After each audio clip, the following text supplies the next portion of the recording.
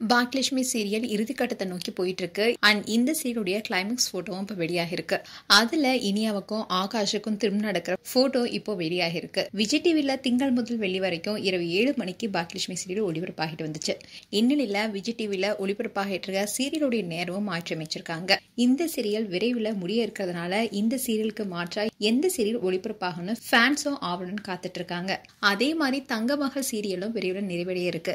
இந்த சீரியலுக்கு மாற்றா எந்த சீரியல் ஒளிபரப்பாகணும் எதிர்பார்க்கப்படுது. இந்நிலையில பாக்யலட்சுமி சீரியல்ல இன்றைய எபிசோட்ல பாக்யா உட்பட எல்லாருமே வீட்டுக்கு வராங்க. அப்போ கோபியை நினைச்சு அழுந்துட்டு இருக்காங்க ஈஸ்வரி. உடனே பாக்யா உங்க பையன் கண்டிப்பா வந்துருவார் அத்தனை சொல்றாங்க. இதை தொடர்ந்து எழில்செழியனை கூட்டிகிட்டு போலீஸ் ஸ்டேஷனுக்கு போறாங்க. அப்போ கோபிய போலீஸ் அடிச்சிருக்கிறத பாக்குறாங்க. உடனே எழில் பார்த்து கோவப்படுறாரு. பாக்யா அவங்கள சமாதானப்படுத்திட்டு இனியாவை காப்பாத்துறது தான் முக்கியம்னு சொல்றாங்க. இவங்களை பார்த்த போலீஸ் அதை எப்படி நிதிஷ் ஆகிறதுக்கு முன்னாடி நான் சொல்லி வச்ச மாதிரி எல்லாருமே ஊருக்கு போனீங்கன்னு கேட்கிறாரு. உடனே செழியன் என்னோட அப்பாவை அந்த சுதாகர் நேர்ல பார்த்து மிரட்டினாரு. அதோட இனியாவுக்கு போன் பண்ணி சுதாகர் மிரட்டதுனால அப்பா அவரை பார்க்க போனாரு. அப்படிதான் பிரச்சனை நடந்ததுன்னு சொல்றாரு. போலீஸ் இதையெல்லாம் கேட்டுட்டு இதுக்கப்புறமா கேஸ் முடிகிற வரைக்கும் நீங்க யாரும் எங்கேயும் போக கூடாதுன்னு சொல்லிட்டு கிளம்புறாங்க. இதை தொடர்ந்து பாக்யா ரெஸ்டாரண்ட்க்கு பக்கத்துல இருக்கிற பழனிசாமி கடையில இருந்து சிசிடிவி காட்சிகள் எழிலுக்கு கிடைக்குது.